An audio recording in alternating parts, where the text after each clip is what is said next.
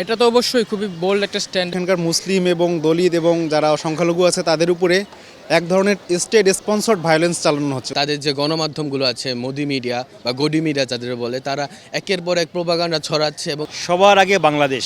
আমরা দেখেছি ক্রিকেটে সবসময় ইন্ডিয়া আধিপত্য বিস্তার করতে চায়।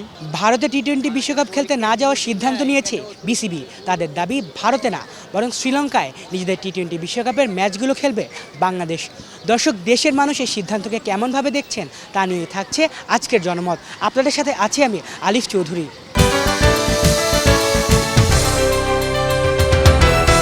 এটা যেহেতু নিরাপত্তার বিষয়, যেহেতু ওখানে নিরাপত্তা নিয়ে একটা প্রশ্ন তৈরি হয়েছে, সেক্ষেত্রে আমরা আমাদের নিরাপত্তার সাথে এই ধরনের সিদ্ধান্ত নিতেই পারি। আর যে ঘটনাকে কেন্দ্র করে মুস্তাফিজকে বাদ দেওয়ার যে বিষয়টাকে কেন্দ্র করে এই ঘটনাটা তৈরি হয়েছে, সেখানে আসলে তারা তো নিরাপত্তা দিতে পারবে না। এই ধরনের থেকেই মুস্তাফিজকে বাদ দিছে যে আমরা তাদের নিরাপত্তা দিতে পারবো না। তো সেক্ষেত্রে এটা তো স্পষ্ট তারা নিরাপত্তা দিতে পারবে না। তো সেক্ষেত্রে আমরা কীভাবে পুরো টিমকে পাঠাই? একজন প্লেয়ারের নিরাপত্তাই যেহেতু তারা দিতে পারতেছে না, তো সেক্ষেত্রে আমাদের দাবি এটা, যেটা যে শ্রীলঙ্কাতে ম্যাচ নেওয়ার, এটা আমার মনে হয় যে যৌক্তিক। আমার মনে হয় যে আগে সর্বোচ্চ লেভেলের যে কূটনৈতিকভাবে যেটা সর্বোচ্চ লেভেলে যে পৌঁছানো যায় সেটাকে করা উচিত। আর আইসিসি তো আসলে ওখানে ভারতের প্রভাবটা চরম।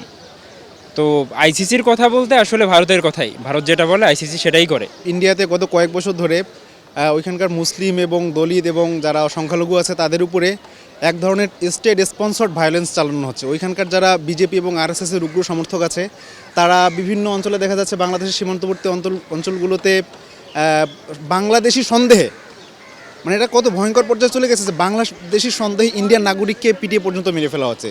তো সেই জায়গায় মুস্তাফিজুর রহমান আমাদের একজন জাতীয় সম্পদ বলবো, একজন স্বনামধন্য ক্রিকেটার। তো উনি, আপনারা জানেন যে আইপিএলের একটা দলে উনি হচ্ছে যাওয়ার কথা। তো সেখানে ওই ইন্ডিয়ার বিজেপি এবং আরএসএসের উগ্র সমর্থকরা তারা এক ধরনের হুমকি ধামকি দেয় এবং যে নিরাপত্তা ঝুঁকি তৈরি হয়, তার প্রেক্ষিতে বাংলাদেশ ক্রিকেট বোর্ড যে আসন্ন যে বিশ্বকাপ টি-20 বিশ্বকাপ ইন্ডিয়াতে হওয়ার কথা, তো সেটি ইন্ডিয়াতে খেলবেন এমন সিদ্ধান্ত নিয়েছে। আমি মনে করি এটি অবশ্যই একটি যৌক্তিক সিদ্ধান্ত। যে কোনো ধরনের আক্রমণের শিকার হতেই পারে আরএসএস এবং বিজেপির উগ্র সমর্থকদের দ্বারা। তো আমরা মনে করি এই সিদ্ধান্তটি অত্যন্ত যৌক্তিক এবং আমার মনে হয় যে সবার আগে বাংলাদেশ যে স্বাধীনভাবে স্বতন্ত্রভাবে মাথা উঁচু করে একটা সিদ্ধান্ত নিতে পেরেছে, আমরা বিসিবিকে সাধুবাদ জানাই। আমরা জানি যে ভারত একটি পরাশক্তি হিসাবে পৃথিবীতে একটা আধিপত্য বিস্তারের চেষ্টা করছে বা উপমহাদেশে চেষ্টা করছে, এবং এইটার যে পলিটিক্যাল ইম্প্যাক্ট এটা আমরা বিগত বছরগুলোতে ক্রিকেটও দেখতে পেয়েছি।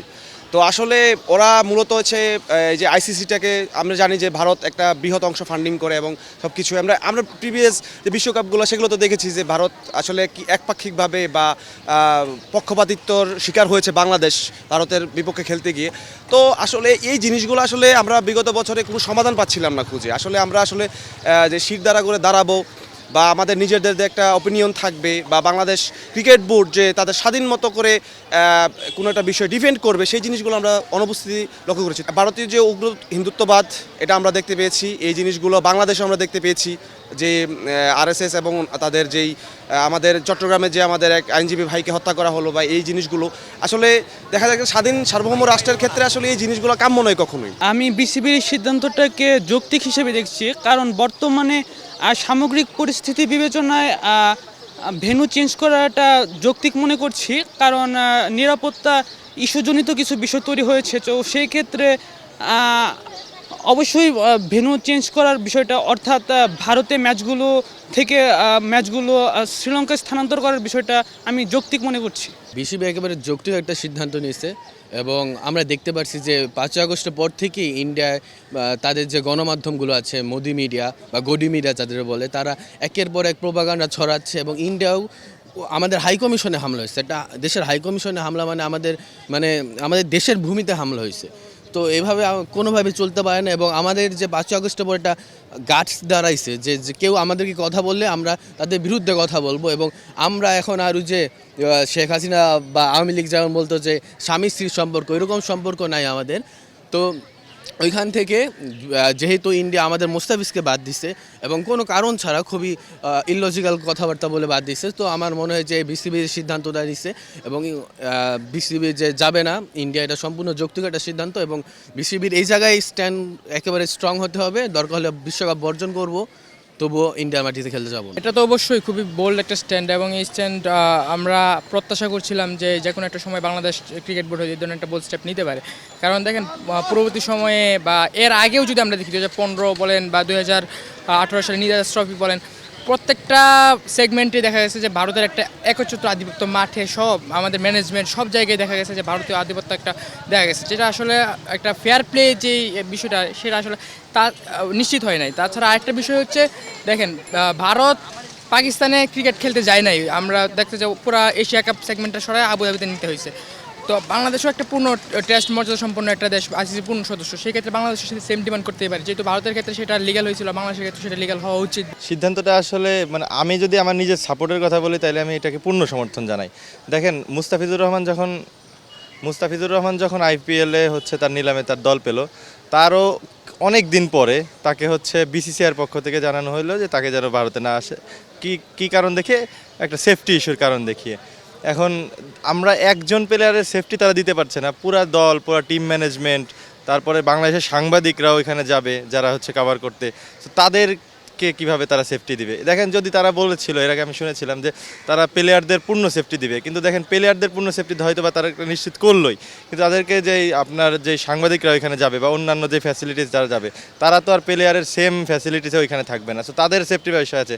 এখানে ভারত বাংলাদেশের যে একটা বিষয়, যে ভারত বাংলাদেশ রাইভালরি যে চলতেছে, ওরা বাংলাদেশ হিসেবে ওরা হচ্ছে ট্রিট করছে যে বাংলাদেশি মানুষের, জনগণের বা হচ্ছে বাংলাদেশের মানুষের সেফটি তারা ইনশিওর করতে পারবেন। বাংলাদেশের দিক থেকে পজিটিভ দেখতেছি, কারণ এরকম আছে যেহেতু একটা এখন রাজনৈতিক টানপোড়েন চলতেছে দুইটা দেশের মাঝে, তো সমঝোতার জায়গা থেকে মানে খেলাধুলা অঙ্গনে আমরা রাজনীতিটা চাই না বা প্রমোট করার মোটিভেশন আসলে কারোরই নাই, কিন্তু যেহেতু তারা প্রথম দিকেই তাদের এইরকম একটা সিদ্ধান্ত নিচ্ছে এবং দীর্ঘদিন ধরে দুই দেশের মধ্যে একটা কোল্ড ওয়ার টাইপ চলতেছে, সো নিরাপত্তা ইস্যুটা আসলে এখন একটা বড় ইস্যু।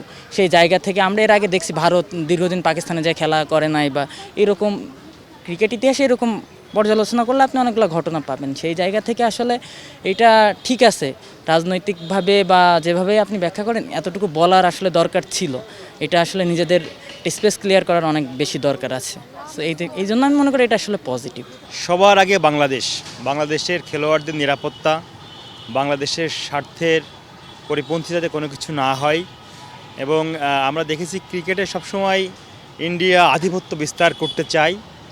বাংলাদেশি ক্রিকেটারদের নিরাপত্তার স্বার্থে, বাংলাদেশের স্বার্থে সবার আগে বাংলাদেশকে প্রাধান্য দিয়ে বিসিবি যে সিদ্ধান্ত নেবে, আমরা মনে করি সেই সিদ্ধান্তকে আমাদের সকলকে সাধুবাদ জানানো উচিত। সবার আগে বাংলাদেশি ক্রিকেটারদের যে নিরাপত্তার বিষয়টা, এটাকে প্রাধান্য দিতে হবে এবং যাতে করে আমাদের খেলোয়াড়রা নির্বিঘ্নে তাদের খেলাটাকে খেলতে পারে এবং কোনো প্রকার আধিপত্যর বাধির যে মানে শিকার না হয় আর কি, আধিপত্যবাদের যে বিষয়টা থাকে সেটা এই না হয়। তো আমরা মনে করি যে খেলোয়াড়দের নিরাপত্তার স্বার্থে, খেলোয়াড়দের স্বার্থ বিবেচনা করে খেলোয়াড়দের নিরাপত্তার স্বার্থে বিসিবি যে সিদ্ধান্ত নেবে সেই সিদ্ধান্তটাকে আমাদের সকলকে বিবেচনায় রাখতে হবে আর কি। দর্শক, এই ছিল আজকে জনমতে। আবার দেখা হবে আগামী কোনো এক পর্বে অন্য কোনো এক প্রসঙ্গ নিয়ে। ততদিনে ভালো থাকুন, সুস্থ থাকুন আর বাংলা ভিশনের সাথেই থাকুন।